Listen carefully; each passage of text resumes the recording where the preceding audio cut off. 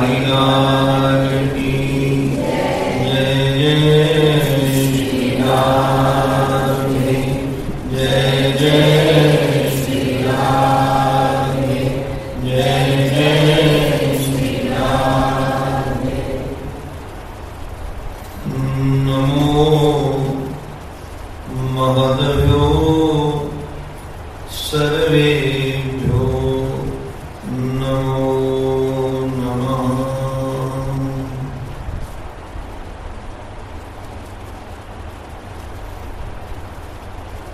लगभग सभी शास्त्र इस बात को स्वीकार करते हैं कि सबसे दुर्लभ यदि कोई वस्तु है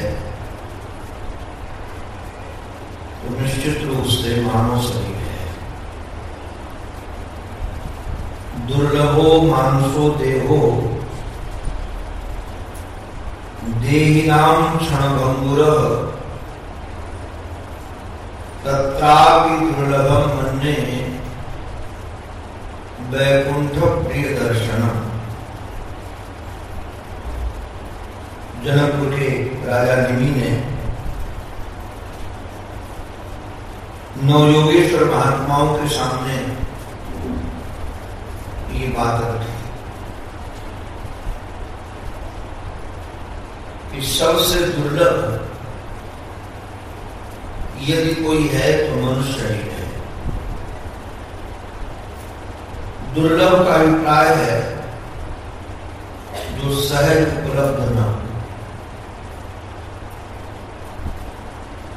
सहज उपलब्ध तो हम सबको कीड़े मकोड़ों का शरीर है, पशुओं का शरीर है, पक्षियों का शरीर है, वृक्षों का शरीर है। 4 प्रकार के खाने हैं और 84 लाख प्रकार की होनी है। खान का अभिप्राय जिससे ये जीव उत्पन्न होता है। एक प्रकार की खान है जिसका नाम है उद्भिज। उद्भिज का अभिप्राय है जो पृथ्वी को फाड़ करके निकले। जैसे वृक्ष आदि जितने हैं ये पृथ्वी को फाड़ कर, इसमें भी जीवन है। आप लोग ये मत समझिएगा कि वृक्ष कोई जड़ है। हाँ, मनुष्य की अपेक्षा वो जड़ है किंतु वैसे जड़ नहीं। हम ही आप में से कोई उस योनि में जाएगा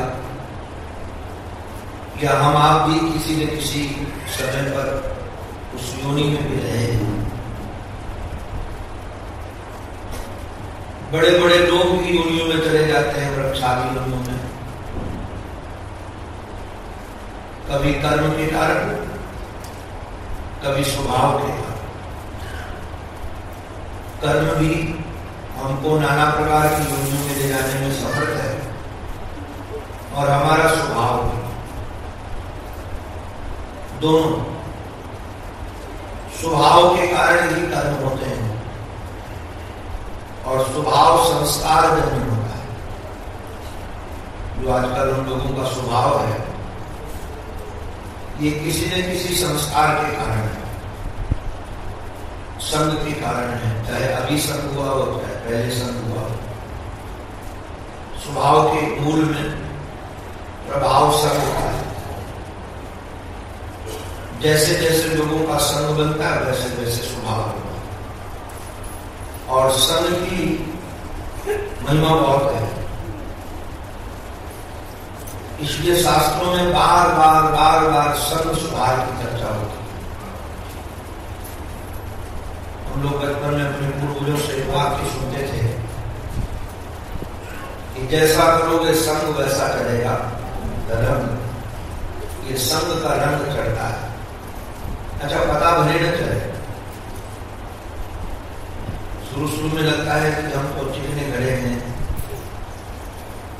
या हम प्रूफ हैं संग के, हमारे ऊपर किसी का रंग नहीं चढ़ेगा। ये भ्रम है।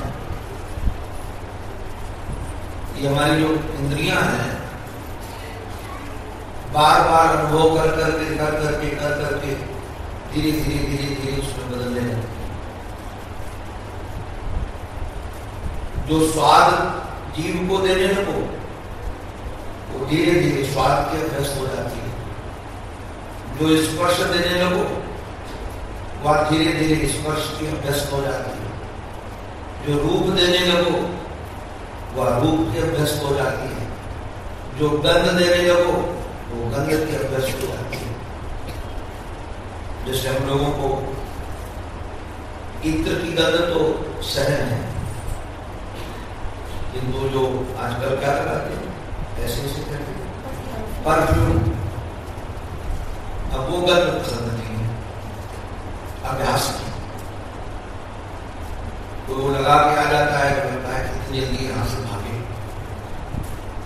तो उस गंध का अभ्यास नहीं है। और जिनको गंध का अभ्यास है उनके सामने तो तुरंत पहचान जाते हैं कि कौन सी गंध है और प्रसन्न हो जाते हैं, चेहरे खिल जाते हैं वो गंध से। ये गंध भी हमारे जीवन में बहुत प्रभाव डालती है, ध्यान रखना। वैसे तो हर चीज का, स्पर्श का भी, रूप का भी, रस का भी, गंध का भी, सबका प्रभाव पड़ता है और प्रचुर मात्रा में पड़ता है। किंतु वो किसी को बहुत जल्दी पता चलता है, किसी को बहुत देर में पता चलता है। जिनकी बुद्धि बहुत सजग होती है उनको तुरंत पता चल जाता है। मूर्छित बुद्धि होती है देर में पता चलता है।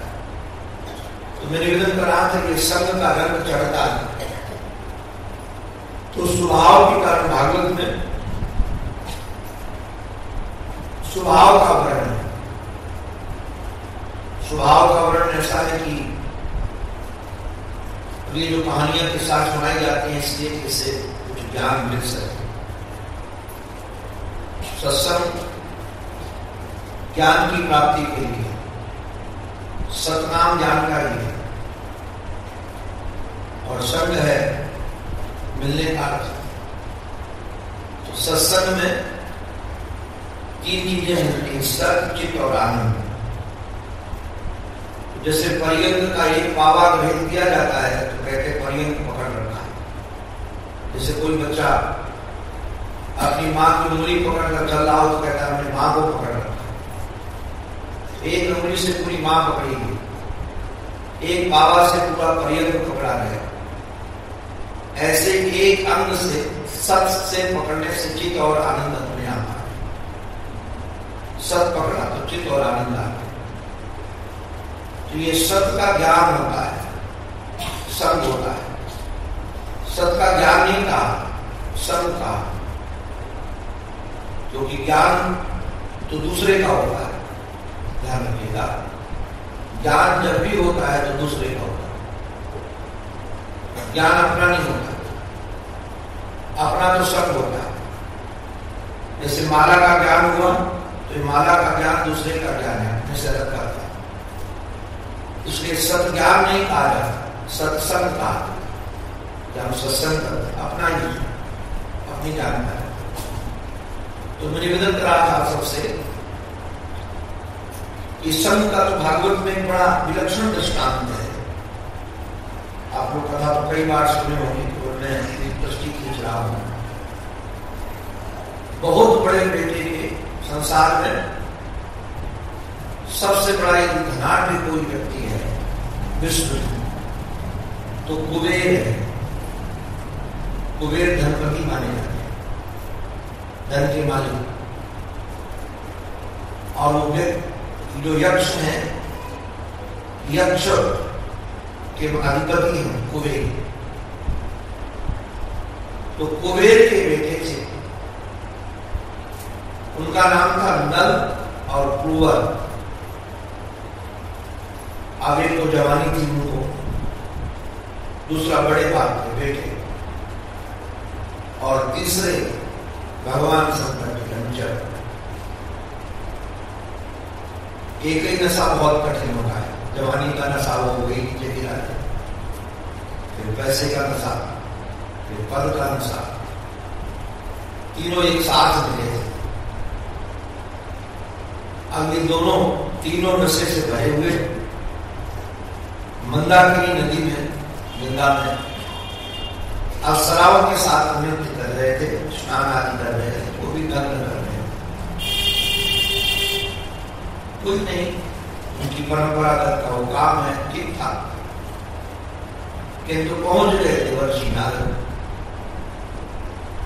तो जैसे देवर्षि नारद पहुंचे वहां, तो बेचारी देवियां तो डर गई और संकोच भी उनको हुआ,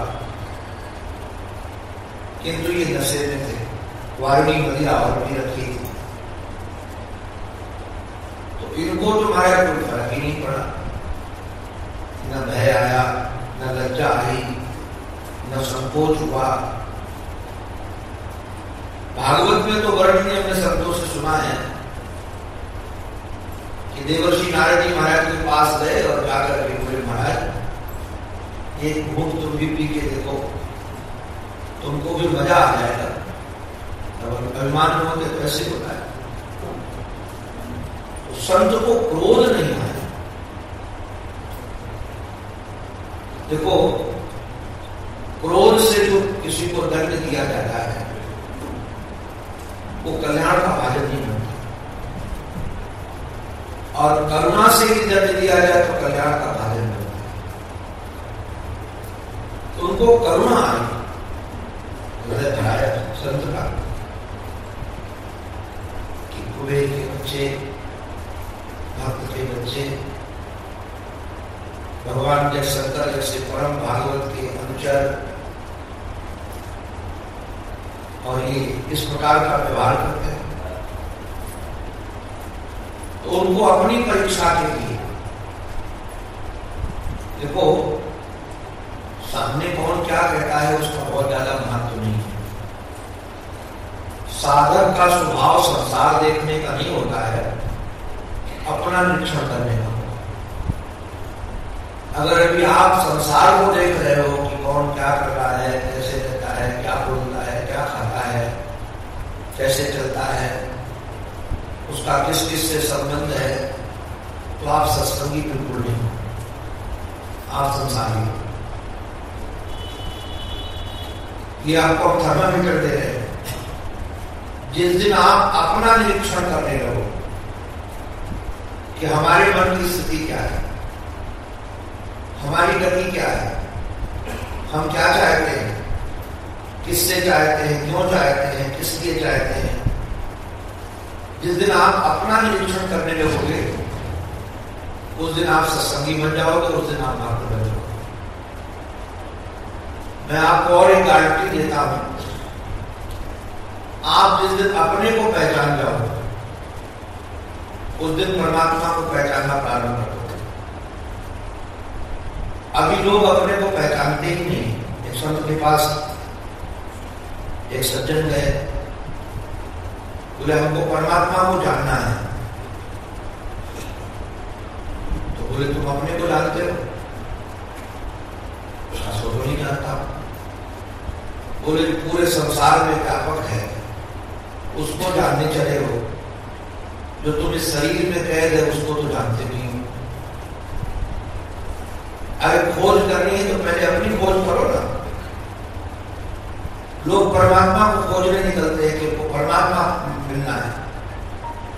पहले तुम अपने को खोजो कि आप कौन हो और आपकी चाहत क्या है। आप किसी से प्रेम करते हो तो क्यों करते हो? आप दौड़ते हो तो क्यों दौड़ते हो? आपका उद्देश्य क्या है? आप अपने को जानो।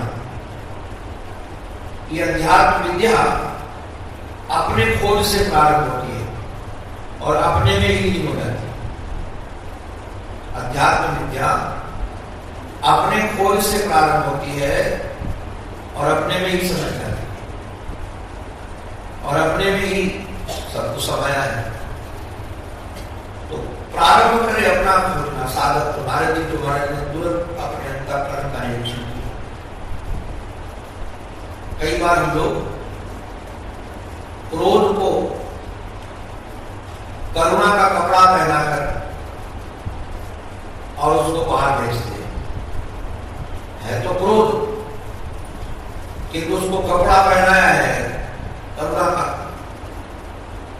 तो आप उसका निरीक्षण करो कि क्रोध है कि करुणा है, क्रोध है कि करुणा है। हमको एक बालिका ने, बेटी ने प्रश्न किया बहुत पहले, बोले आप मुझे सच सच बताओ, आप मुझे प्रेम करते हो कि मेरे ऊपर करुणा करते हो? हमने कभी पहले सोचे ही नहीं, हमारी दृष्टि कभी गई नहीं थी। उसने तो हमको सोच में डाल दिया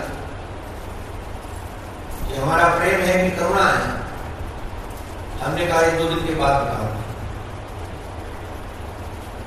तो 2 दिन के बाद जैसे मैंने बताया कि करुणा है तो बोले नहीं, बोले हम तो समझ रहे थे कि आप हमको प्रेम करते हो।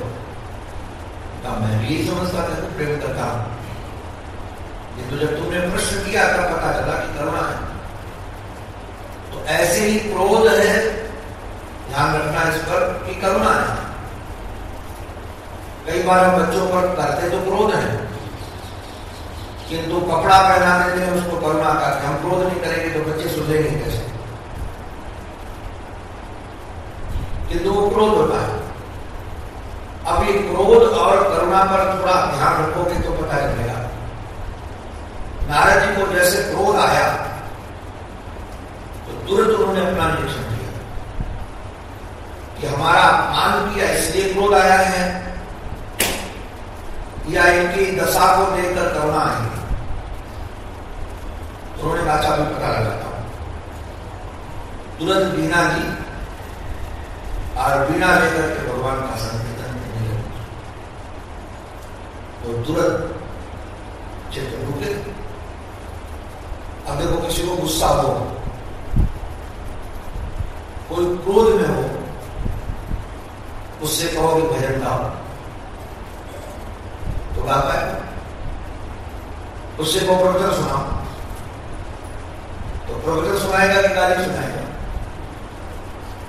उस समय प्रवचन नहीं होगा, गाली होगी।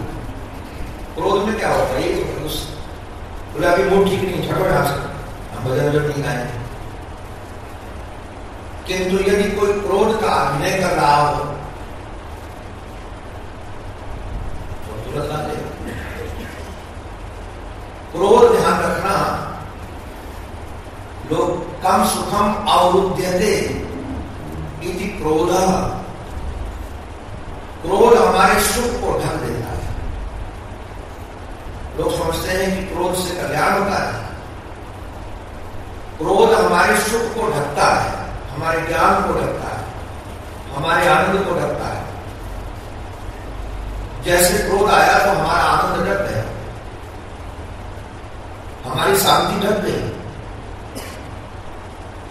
तो महापुरुष लोग कई बार क्रोध का अभिनय करते हैं किंतु वह क्रोध नहीं करते। हमारे पूज्य स्वामी श्री महाराज श्री के आराध्य गुरुदेव के जो गुरुदेव थे श्री पूर्णानंद तीर्थ उनका नाम था। जो उड़ीसा का शरीर था और उड़ीसा के राजपुरोहित के घर का शरीर था। उनको शंकराचार्य भी बनाया जा रहा था, बने नहीं थे, परम विरक्त थे, भगवती के उपासक थे। घर में भगवती की आराधना होती थी, किंतु भगवती की कृपा से उनको बोध हो गया था, परम ज्ञानी थे। बाबा हमारे कहते थे कि जिस दिन हमको क्रोध आ जाएगा उस दिन शरीर छूट जाएगा। पूरे आजीवन क्रोध नहीं है, आजीवन क्रोध। इसलिए तुलसीदास जी महाराज ने बात बड़ी अद्भुत कही है तो उत्तरामृत मानस की, जो कालभूषण जी ने अपना चरित्र करुण जी को सुनाया। जब गुरु जी के पास से तो गुरु जी डांटते थे तो कहते हैं कि मैं सोचता था कि ज्ञानी होते तो क्रोध क्यों आता, क्योंकि द्वैत का बोध हो रहा है तभी क्रोध आता। किंतु हम लोग देखते हैं कि गुरुजनों को क्रोध आता है, लोगों की अनुभूतियां हैं इस प्रकार की। तो क्या हुआ, उनका क्रोध अभिनय है कि क्रोध करुणा है कि क्रोध स्वभाव है। क्रोध अभिनय है, क्रोध करुणा है कि क्रोध स्वभाव है। तो महान पुरुषों का क्रोध स्वभाव नहीं होता। आप ध्यान रखना, कभी भी थोड़ी देर के बाद वो भूल भी जाए कि गुस्सा भी किया था। हमने तो ये देखा है,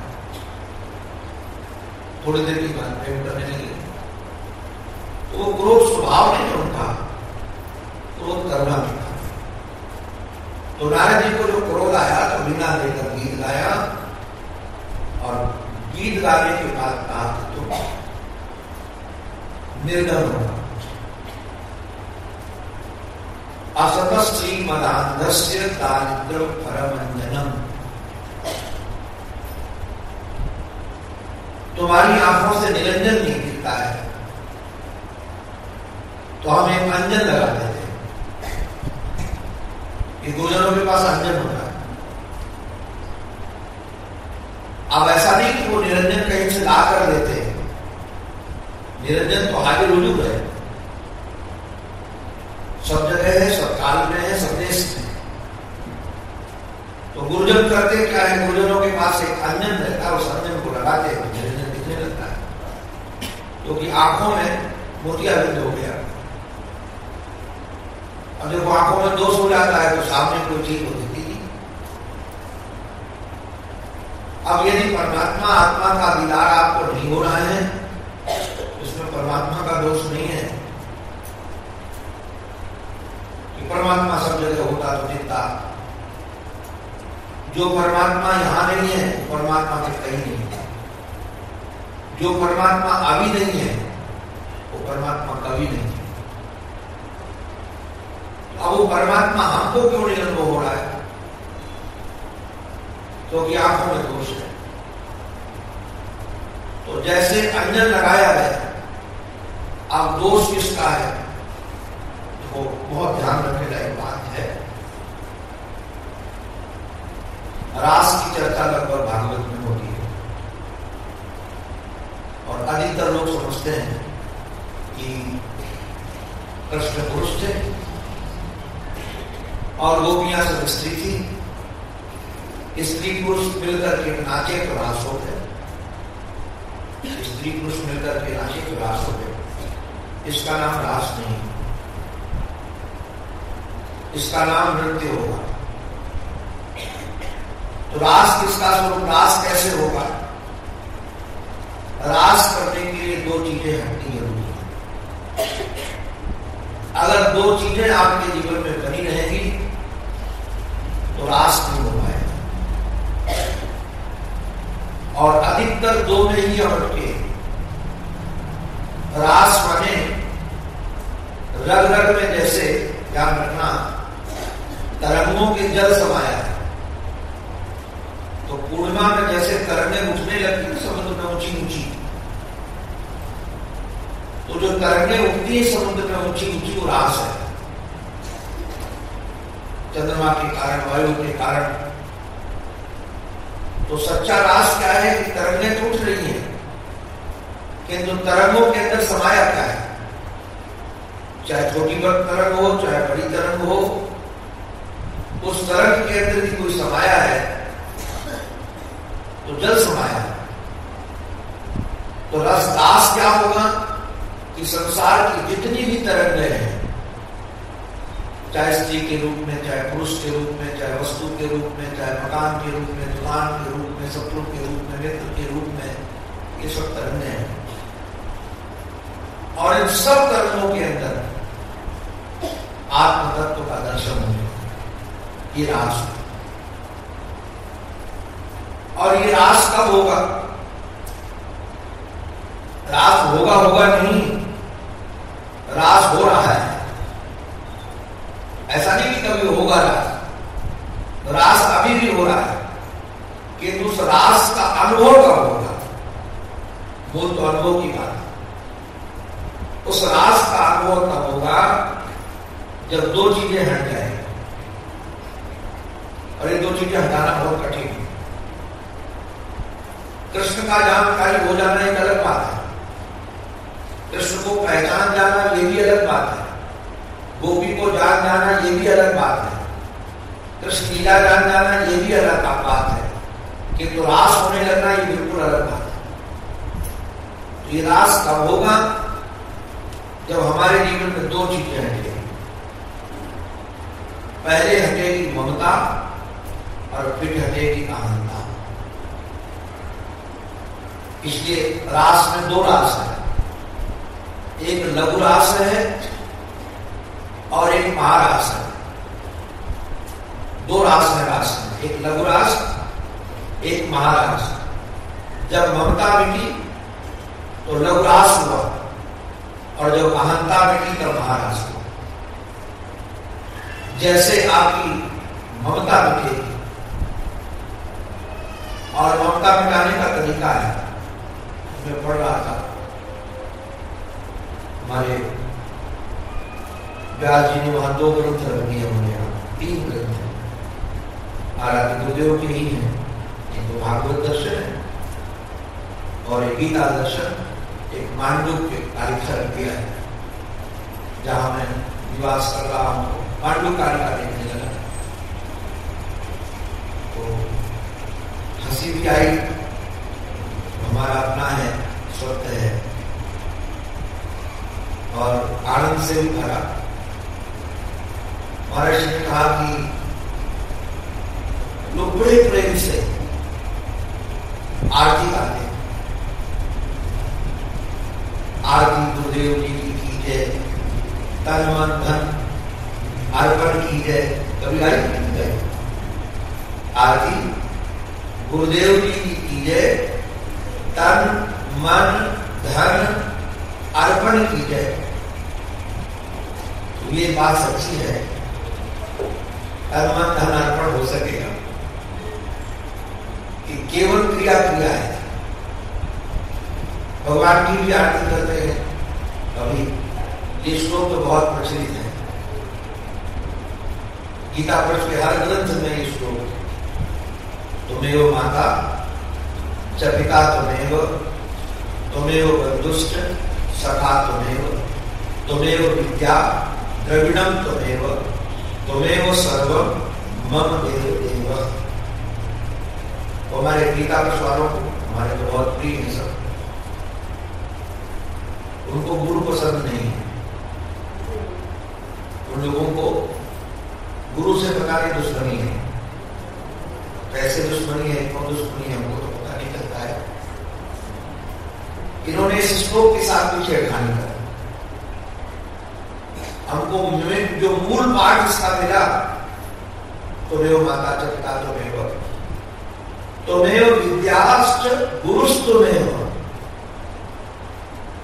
अब विद्या का संबंध द्रविड़ से कहां है? धन से है क्या? विद्या का संबंध गुरु से है। विद्या का सीधा सीधा संबंध किससे है? गुरु से। अब संसार में सज्जन के रूप में, माता पिता के रूप में परमात्मा हो गए, बंधु के रूप में परमात्मा हो गए, सखा के रूप में परमात्मा हो गए। तो अब गुरु जी की जगह द्रविड़ जोड़ दिया कि धन तो नहीं हो हमारे। भाव में कोई गड़बड़ी नहीं है, किंतु मूल में बात ये हो गई कि संबंध जो जहां जोड़ना चाहिए था, अब सारे के सारे संबंध चैतन्य से, व्यवहारिक चैतन्यता से। तुमेव माता च पिता तुमेव बन्धुश्च सखा तुमेव विद्या गुरुस्तुमेव, तुमेव सर्वम मम देव देवा। तो मैंने कहता था ये श्लोक बहुत प्रचलित है, सब जगह प्रचलित है। हम लोगों को, हम लोग का ऐसा सुख संभाली होगी, कभी याद हो गया होगा। अर्थ भी जानते थे किंतु पाठ तो कर ही लेते थे। अर्थ तो अभी समझ में आ रहे हैं बहुत चीजों के। तो कभी कभी ऐसे ऐसे श्लोक जो बचपन से बोल रहे हैं, पार्थी कभी ध्यान नहीं दिया, अरे अर्थ होता है, इसका अर्थ ये है।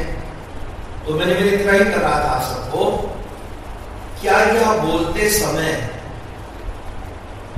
हमको भगवान हमारी मां लगते हैं? भगवान हमारे पिता लगते हैं, भगवान हमारे बंधु लगते हैं, भगवान हमारे सखा लगते हैं, भगवान हमारे विद्या लगते हैं, भगवान हमारे द्रविड़ लगते हैं? नहीं लगते।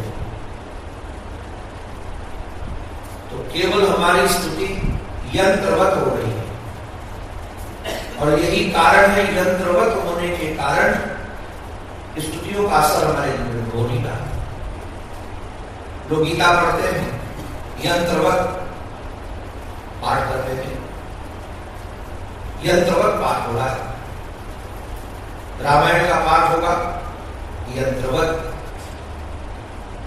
तो यंत्रवत पाठ होने की वजह से जो लाभ होना चाहिए वो पूरा नहीं होता। पाठ होना चाहिए मंत्रवत। रामायण का जो 3 घंटे में पाठ करते हैं हम लोग, नवाग्रहण 3 घंटे में, वो उनके लिए तो अच्छा है जिनको सारे अर्थ समझ में आते हैं। आपको बता दीजिए, भागवत का पाठ पहले मैं 4.5 घंटे 3 घंटे में कर लेता, 3.5 4 घंटे में। अब मेरे से नहीं होता है, अब मेरे को 10 घंटे चाहिए। आप कहोगे कमाल की बात है, तो 10 घंटे कैसे? क्या पहले जितना समय होता था, लोगों को यदि कहो कि सुंदरकांड का पाठ करो तो कहते अब तो पहले तो हमको 1.25 घंटा लगता था, 15 मिनट में हो जाता, 20 मिनट में हो जाता, बड़े खुश होते। इसका अभिप्राय तो को समझ में नहीं आता। जिस दिन सुंदरकांड भी आपको सही ढंग से होने लगेगा मंत्रवत, आपको बहुत समय लगेगा, आप रोने लगोगे बीच बीच में, अक्षर दिखना बंद हो जाएगा,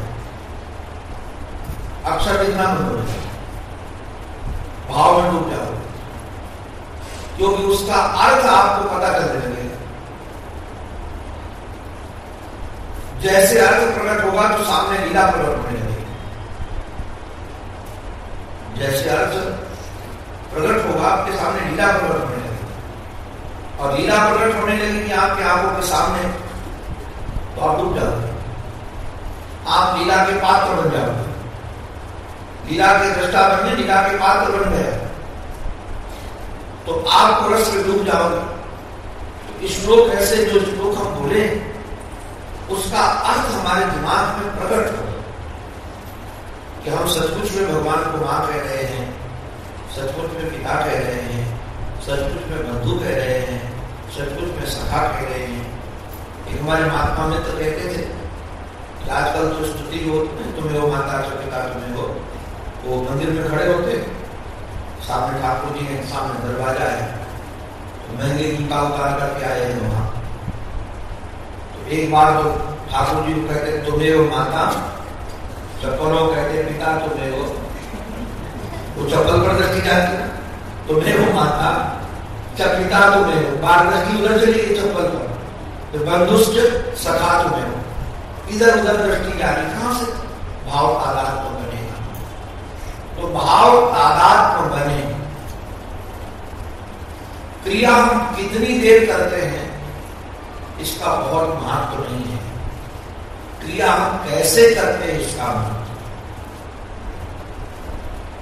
क्रिया हम कैसे करते हैं तो स्तुति बहुत जरूरी है। तो मैंने विदित ही कर रहा था कि देवर्षि नारद जी महाराज ने विचार किया, पूरा चिंतन किया, और विचार करने के बाद उनको कहा कि तुम धनहीन हो जाओ। आप कहोगे कि धनहीनता से अभिमान शून्यता कहां से आएगी? धनहीनता से दीनता आती है, और दीनता भगवान को पसंद है, किंतु वो तो घबरा गए, क्योंकि धन के बगैर जीना धन वालों के लिए संभव नहीं। तो घबरा गए तो कहा तुम्हारा कुछ और दो। बोले जाओ तुम वृक्ष बन जाओ, जाओ तुम वृक्ष बन जाओ। किंतु घबरा गए, और तो कहा चाहे काम तुम वृक्ष तो बनोगे, किंतु नंद बाबा के दरवाजे के वृक्ष बनोगे। नंद बाबा के दरवाजे के वृक्ष बनोगे, और दरवाजे का वृक्ष बनने से तुम्हारा कल्याण हो जाएगा। वृक्ष बनना भी कहां बनना? एक वृक्ष गंगा किनारे बने, एक वृक्ष मरुस्थल में बने, दोनों में फर्क होगा।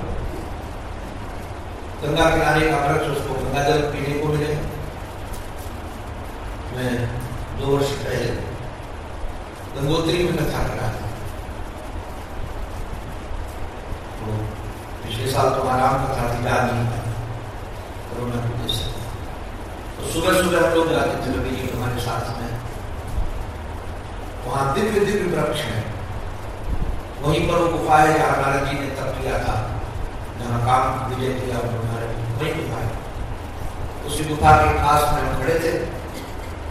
सुबह सुबह का समय वृक्ष को देख करके हमको लगा कि होगा तो कोई ना कोई महापुरुष,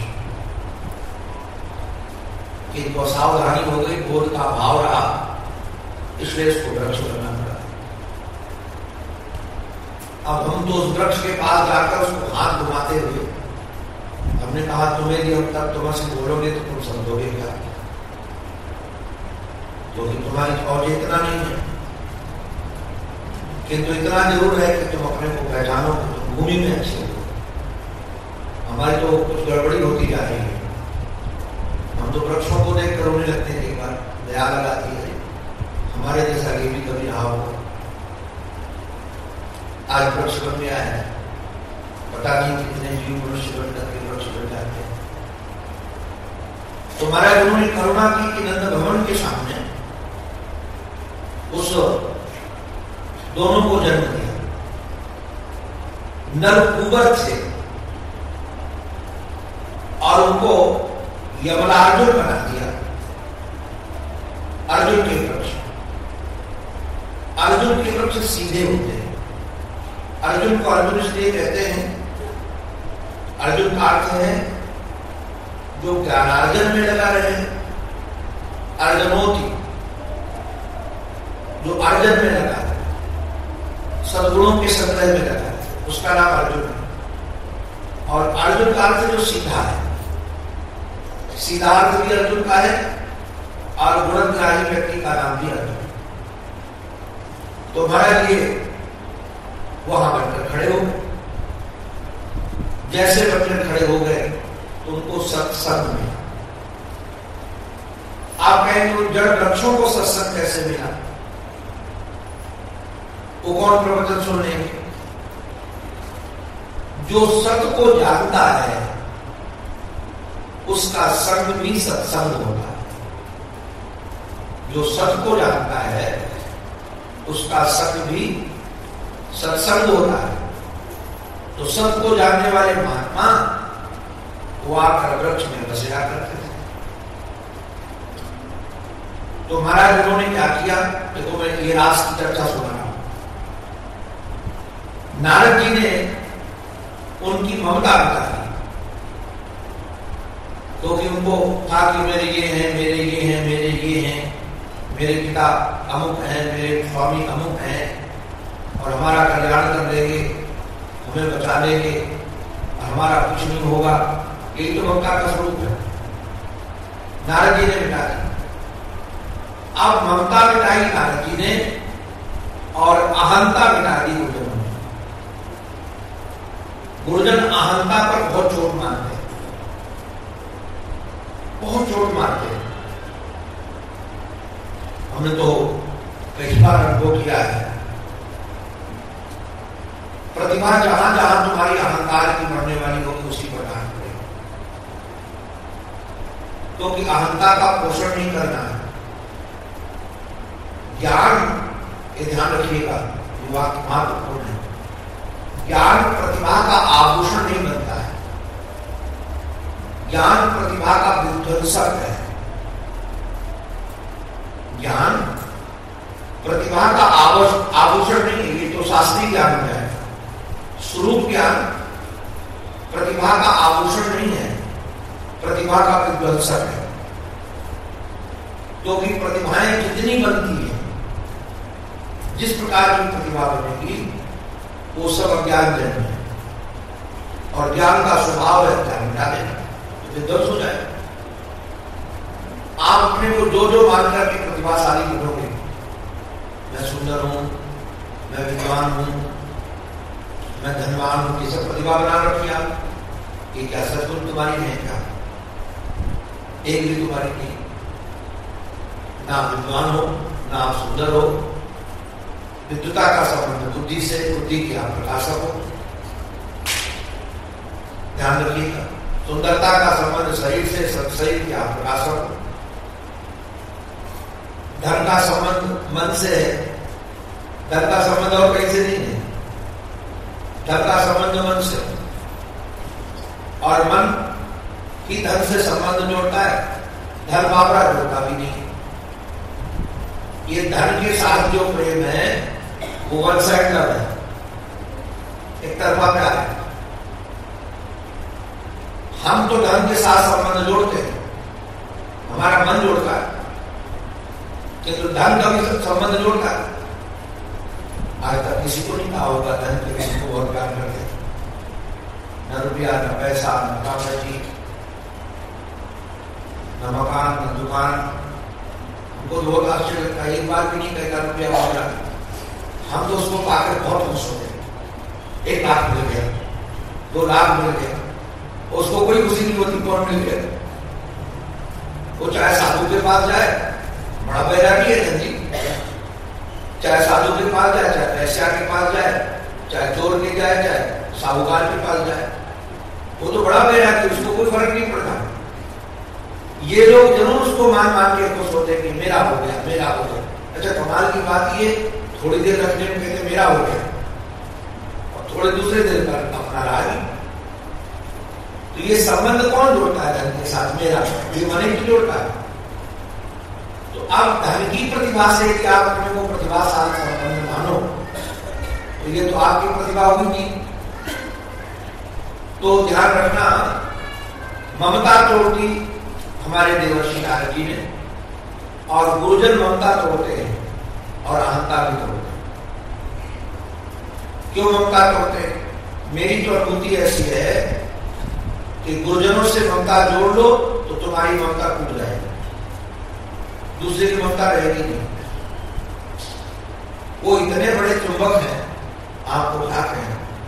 ये जो छोटे छोटे चुंबक हैं, धन है, प्रतिष्ठा है, मान है, बाप है, दादा है, मम्मी है, पापा है, भाई है, बहन है, ये सब बेटे हैं, बेटियां हैं, ये छोटे छोटे चुंबक हैं जो व्यक्ति को खींचते रहते हैं। और गुरु बहुत बड़ा चुंबक है। तो जैसे गुरु आया जीवन में, ये सारे के सारे चुंबक थे। आप बड़े चुंबक के पास छोटे छोटे चुंबक कितने भी रखो, मैंने तो देखा चुंबक भी खिंच जाते हैं। चुंबक भी बड़े चुंबक के पास में खींच के चले जाते हैं। तो जो अपनी ओर खींचते थे, हमने देखा बहुत लोगों को संबंधों को पकड़ रहे थे, बेटी मेरी, बेटा मेरा, पत्नी मेरी और ये पति मेरा, ये खींचते थे अपनी तरफ। और जहां गुरु जी के चुंबक में आए तो परी थोड़ी देर फड़फड़ाए, वो चुंबक फड़फड़ाता है, देखना वो मैसे से हिलता है, वो पूरा उसका बैलेंस हिल जाता है, बाद में वो भी खींच के वही चला जाता है, ममता मिट गई। और जैसे वहां गए तो वो लोग ममता तो अहंता रहे। तो नारद जी ने अर्जुन बना दिया इनको, और संतों ने सत्संग दे करके, सत्संग क्यों दिया उनको संतों ने? क्योंकि वो कृष्ण के दर्शन के लिए आए थे। तो वृक्षों पर बैठते थे, व्यास, पराशर, पुनरी, चौन, परशुराम, दानव, भृगु, मार्कंडे, ये सब आत्मा बन जाते हैं, पक्षी। लेकिन विचार करते पक्षी को बन जाते हैं, ऐसे बन जाए। बात यह है, जो जिसके पक्ष का है वो पक्षी है। एक पक्षी होता है, विपक्षी होता है। तो संसार के पक्षी तो बनेंगे नहीं, महात्मा परमात्मा के ही पक्षी बने, इसलिए पक्षी बन जाते हैं। और दूसरी बात यह है, एक ऐसी स्थिति आती है जीवन में, उनको आप कुछ भी बना दो, कुछ बनने में फर्क ही नहीं। सेवक बना दो, स्वामी बना दो, सखा बना दो, जो चाहो सो होना, क्योंकि जहां चैतन्यता से जुड़ते हैं ना, चैतन्य ऐसी चीज है कि उसमें कड़ापन नहीं है, जहां चाहो वहां जुड़ा। ये जो अविद्या है उसमें चैतन्यता नहीं है, वो जुड़ता नहीं है। वो कहेगा मैं यही हूं, यही रहूंगा, मैं दूसरा कैसे बन जाऊंगा, जो टूट जाऊंगा, झुकूंगा नहीं। और महापुरुष लोग उनको जाओ जैसे चाहो वैसे करो। वो हमारे पूजा बाबा जी महाराज का स्वभाव था, भिक्षा मांग के खाते थे, रोटी मांग करके, और अकेले विचरण करते थे, सिद्ध सब। तो कई बार रोटी मांगने के लिए गए, एक जगह रोटी, एक बच्चे थे, बड़ा प्रभावित हुआ था, बाबा को कहा कि आप मेरे घर आना। बाबा ने कहा, अब वो बच्चा तो सत्संगी था, उसके पिता सत्संगी नहीं थे, वो पहुंच गए, बेटा था नहीं उस समय। पिता ने पूछा क्यों आयो, डांट था, क्यों आयो, बोले रोटी खाने आया। बोले मुझ डंडे घूमते रहते, कुछ काम धंधा करते नहीं हो, रोटी खाने आयो। तो उन्होंने कहा क्या करें, काम मिलता नहीं है, वो काम करने में कोई फर्क नहीं है, काम मिलता नहीं है। उसने कहा आलसी लोग ऐसे ही बोलते हैं कि गायों को चारा काटना है, चलो काटो। बाबा बैठे और महाराज 10 बजे से लेकर के 12-1 बजे तक चारा काटा, काट रहे कोई फर्क नहीं, और आराम से मस्ती से काट रहे। तब तक बेटा आ गया, और बाबा का वो प्रभाव जानता था, सत्संग किया था।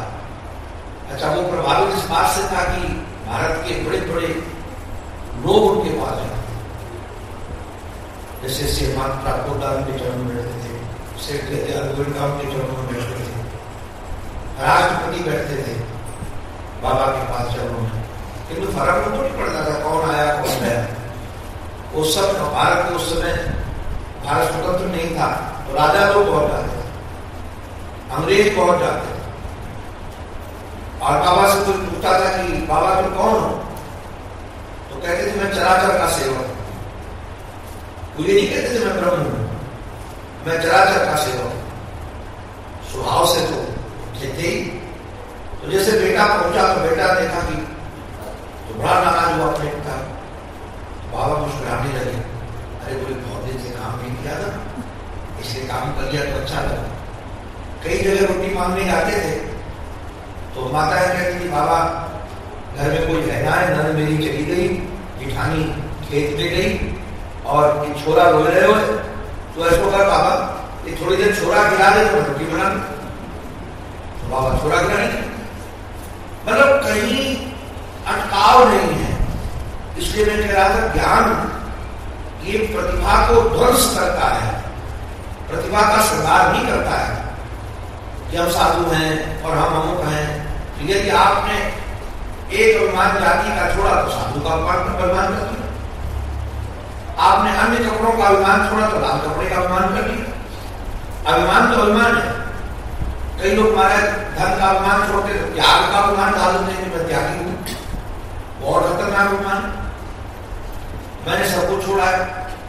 तो ज्ञान किसी चीज का अभिमान नहीं पालता, और ये निश्चित रूप से आपको बताया कि संतों का संग मिलेगा। अच्छा, संतों की इसलिए और एक विशेषता बात कहें आपको कि तुलसीदास जी महाराज ने गजब गाया, ऐसा गजब गाया जो हमको अन्य कहीं नहीं मिला पुराणों में। अधिकतर सभी पुराणों में जहां भक्ति का वर्णन है तो सबसे पहले श्रवण भक्ति है। भागवत में भी, शिव पुराण में भी, सब जगह, विष्णु पुराण में भी, भागवत में जहां भक्ति 9 प्रकार की भक्ति का वर्णन है, श्रवणम कीर्तनम विष्णु, स्मरणम पाद सेवनम, अर्चनम वंदनम दास्यम, सत्यमात्म निवेदनम, तो श्रवण भक्ति पहले है। किंतु हमारे तुलसीदास जी महाराज ने कर्म कर दिया, प्रथम भगत संतन कर संगा। ये संतन कर संगा का अभिप्राय क्या है? बहुवचन है, एक संत का संग नहीं, कई संतों का संग। मुझे लगा कि सब जगह तो एक निष्ठता की बात है, तुलसीदास जी महाराज जगतदार है और राम जी बोल रहे हैं। उसका कारण क्या है कि सब संतों की रहनी अलग अलग है। निष्ठा एक हो सकती है किंतु रहनी सबकी अलग अलग है और बिल्कुल अलग अलग है। अरे कई संत तो ऐसे हैं कि आप आश्चर्य मानेंगे। हमारे गुरुदेव ने सुनाया कि एक संत थे ब्रह्मज्ञानी, ब्रह्मनिष्ठ, किंतु रहते थे गांव में। अब वो नाव में रहते थे, कहीं जाते नहीं थे। जब उनको भूख लगती थी तो एक कांटा रखते थे, गंगा जी में डाला और मछली निकाली खा ली।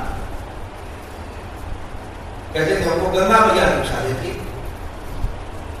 और थे सिद्ध संत। तो आप कहोगे कि अब वो कैसे संत जो मछली खा ली? अरे नारायण, ये ध्यान रखिएगा कि जैसे प्रारब्ध से शरीर मिला मनुष्य का और जिस वातावरण में वो रहा उसका स्वभाव बन गया। और ज्ञान स्वभाव को नहीं बदलता है, ध्यान दीजिएगा। ज्ञान तो जो जैसी वस्तु दिखा देता है। अब कोई शब्द तुमको चमड़ा सिलते हुए भी मिल जाएंगे, संत हैं। कबीरदास जी महाराज चूल्हा का काम करते मिल जाएंगे। तो आप जब बहुत देखो, अनेक में एक और एक में अनेक, जब तक आपकी पहचान करने का सामर्थ्य नहीं बनेगा तब तक आप अधूरे हो। एक में अनेक और अनेक में एक पहचानना आना चाहिए। तो चाहे कितने स्वभाव के लोग हों,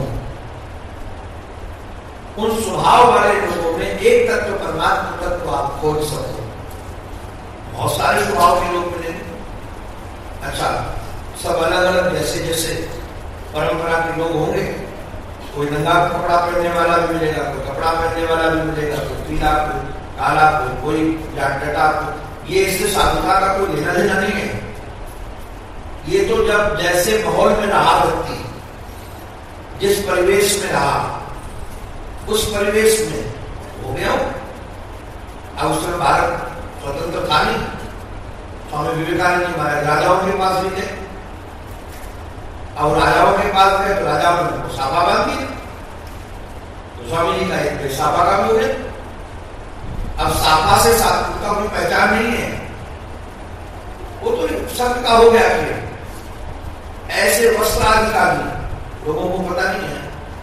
मैं उसका समर्थन नहीं कर रहा हूं, लेकिन स्वामी जी महाराज मछली खाते थे। स्वामी विवेकानंद महाराज बंगाल का शरीर था और बंगाल में आहार को संरक्षण करती है। मैं इसका कोई समर्थक नहीं हूं कि मांस खाना चाहिए।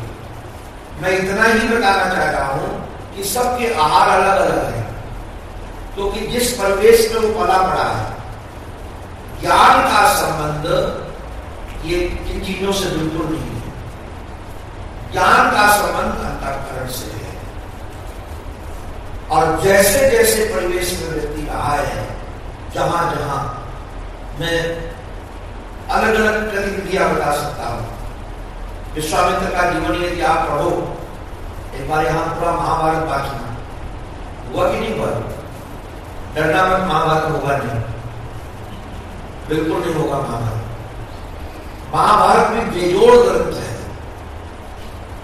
महाभारत जैसा तो हमारी संस्कृति में दूसरा ग्रंथ ही नहीं है। ऐसा ग्रंथ है महाभारत। उसमें जो है वही सब जगह है। ये महाभारत का एक छोटा सा टुकड़ा है 700 श्लोकों का, श्रीमद् भगवत गीता। उसमें जाने कितने उपाख्यान है। गीता की कैटेगरी तो नहीं दूसरे, ये तो बहुत सारी गीता है। वहां आपको ऐसी ऐसी गीताएं मिलेंगी महाभारत में कि आप आश्चर्यचकित हो जाएंगे। गीताओं का भरमार है उसमें। ये जो श्रीमद् भगवत गीता है, कई गीताएं हैं उसमें। आप उसको एक बार पढ़ोगे तो पता चलेगा महाभारत तो सब मैं बताना ये कहता, सब संतों का स्वभाव अलग था। क्या जरा विचार करो, विश्वामित्र का स्वभाव वशिष्ठ से क्या मिलता था क्या? विश्वामित्र का स्वभाव वशिष्ठ का स्वभाव क्या परशुराम जी से मिलता था क्या? कहाँ परशुराम जी का स्वभाव और कहाँ परशुराम जी की वेशभूषा, कहाँ परशुराम जी महाराज की रहनी और कहाँ साक्षात ज्ञान की प्रतिमूर्ति वशिष्ठ जी महाराज। और ऐसे वशिष्ठ जी महाराज आपको जानकर आश्चर्य लगेगा, जो वेदव्यास जी के पिता थे पराशर के जो पिता थे वो शक्ति थे, और शक्ति की हत्या कर दी थी वशिष्ठ अपने विश्वामित्र की। बहुत कम उम्र में मारे गए थे और उन्होंने तो मार दिया।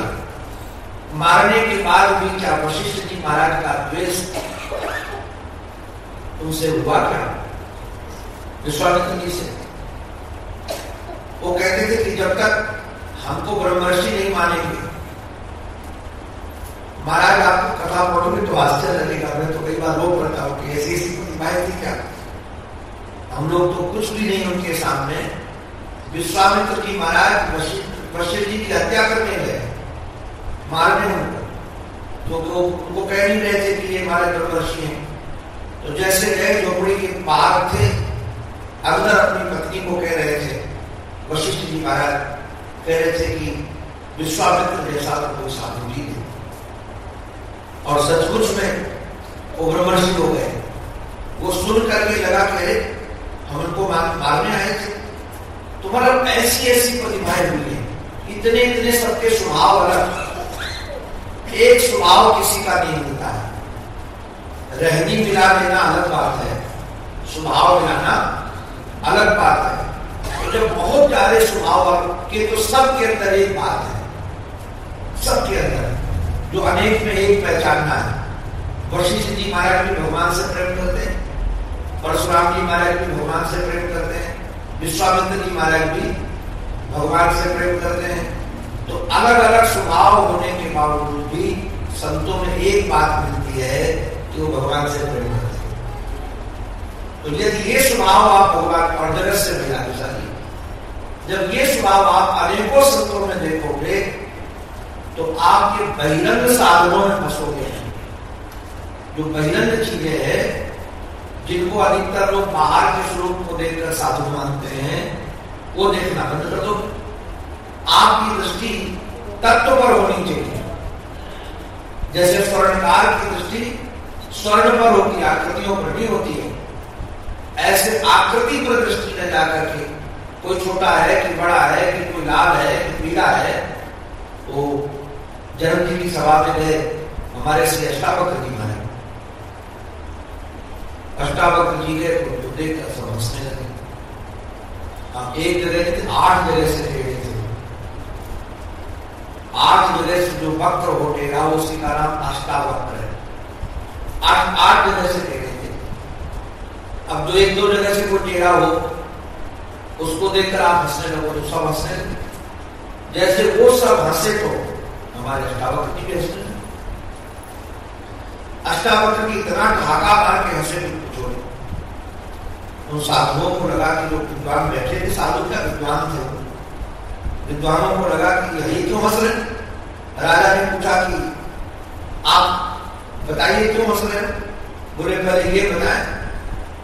तो कहा कि ये महाराज इसलिए हंस रहे हैं, बताया उन लोगों कि आपके रूप को देखकर। तो बोले हमको हंसी आई, मैं तो सोचा विद्वानों की सभा में जा रहा हूँ, जहाँ तो चमारों की सभा में आ गए।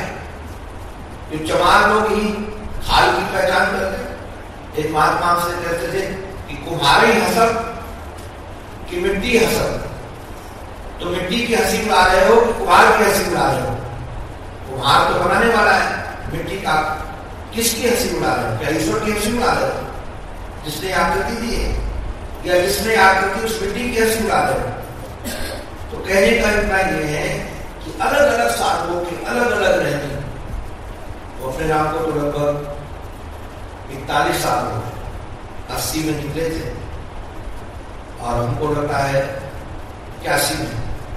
तब से अभी तक इतने संतों के दर्शन किए हैं कि यदि संतों की हम सब स्मृतियां लिखने लगे और सबकी अनुभूति निकलने लगे तो महाभारत से बड़ा ग्रंथ है।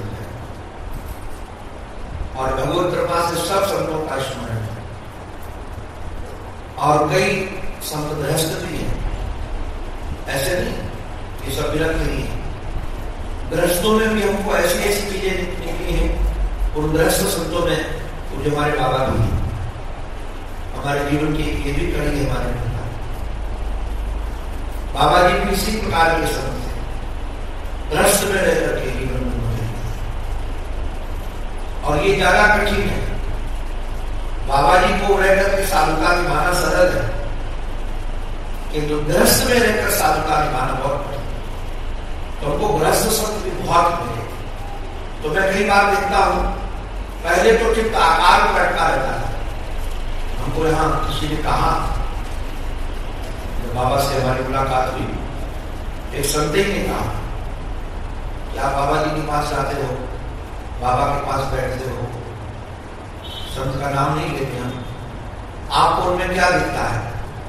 तो हमने कहा शायद आपने एक आध संत के दर्शन किए होंगे, इसलिए आपको नहीं दिखता है। हमने बहुत संतों के दर्शन, और बहुत संतों के दर्शन करने का प्रतिफल यह हुआ कि हमको निष्ठा मिलती है।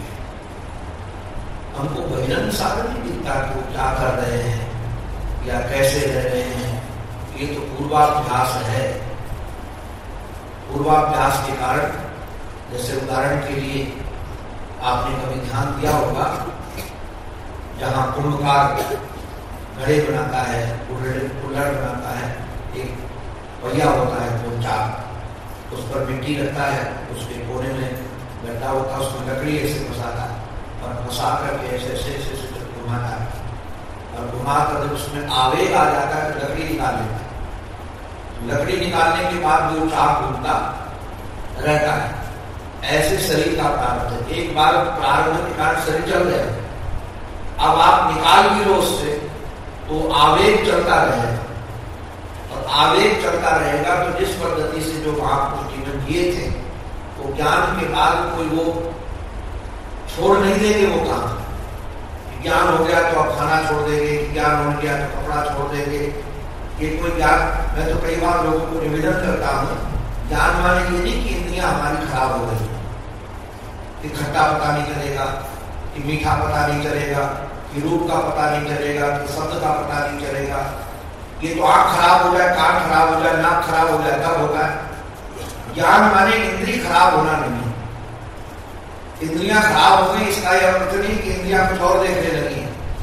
इंद्रियां तो जो जिसके देखने के लिए जो चीज बनाई गई है वो तो वही देखेंगे।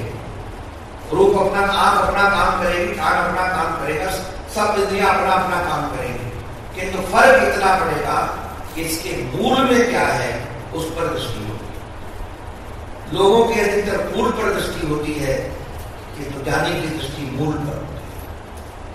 जो फूल देखता है वो संसार देखता है, जो मूल देखता है वो परमात्मा देखता है। तो बहुत सारे शब्दों का संग करने से धीरे धीरे आपकी सारी मान्यताएं विपरीत हो जाएंगी। फिर आप रूढ़िवादी नहीं रह जाओगे, आप किसी परंपरा के गुलाम नहीं रह जाओगे, आपकी बुद्धि स्वयं विकसित होगी। इसलिए दोनों वृक्षों को बहुत काल तक बहुत संतों का संग, और संतों का संग मिलने के बाद देखो भाई, जैसे बसंत आए तो ये पता चलता है कि अब पतझड़ होगा और नए नई कोपले आएंगे, फिर फूल आएंगे, फिर फल आएंगे। ऐसे जीवन में जब संत आते हैं तो भगवान रूपी बसंत फिर आ जाता है। ये आगमन है। जैसे सूर्योदय होता है तो लालिमा पहले होती है, लालिमा होती तो इसका अभिप्राय सूर्योदय होने वाला है, अभी सूर्य उदय होने का समय आ गया।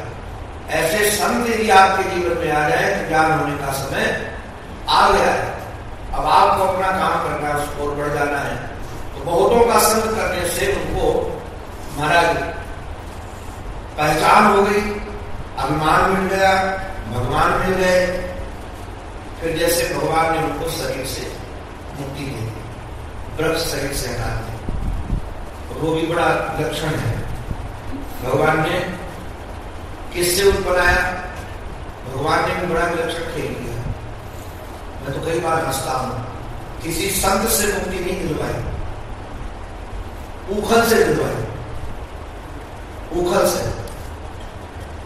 अरे बाबा, खल भी, उखल माने खल भी यदि भगवान से जुड़ जाए वो भी उद्धार का कारण बन जाता है। किंतु खल को ध्यान रखना, भगवान से जोड़ने वाला कौन था? उखल और भगवान के बीच में क्या था बताओ? रस्सी थी, रस्सी से बने थे। रस्सी को संस्कृत भाषा में गुण कहते हैं। गुण माने रस्सी, संस्कृत भाषा में रस्सी का नाम गुण है।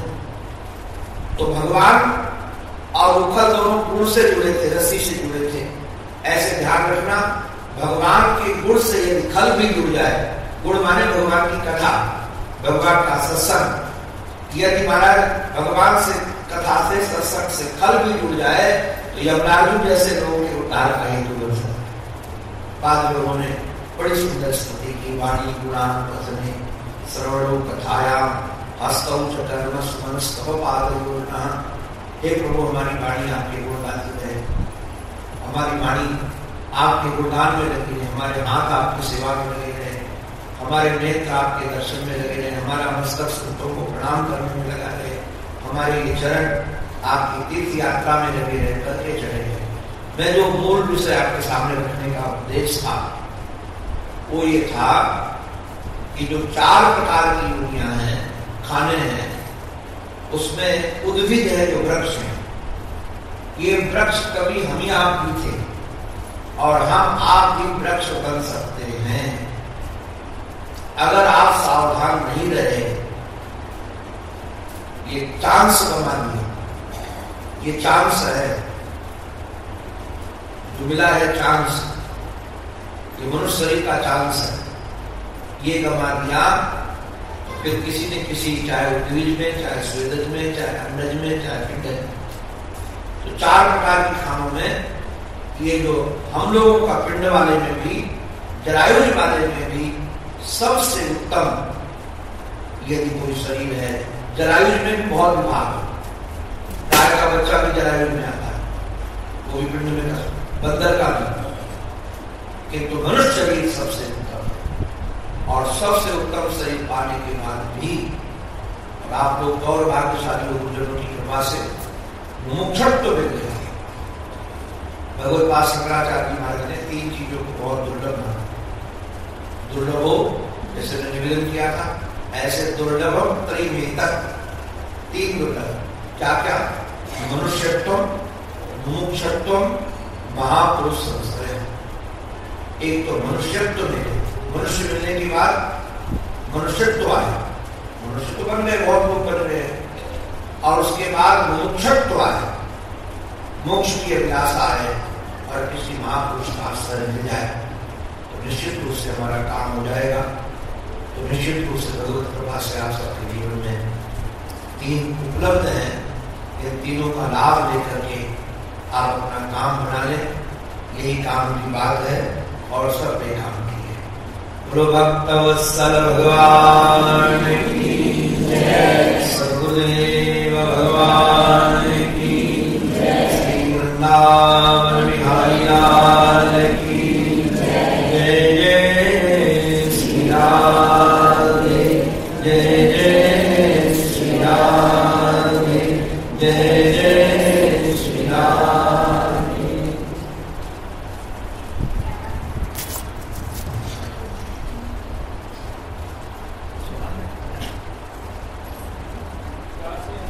अरे हाँ, 4 से 3:30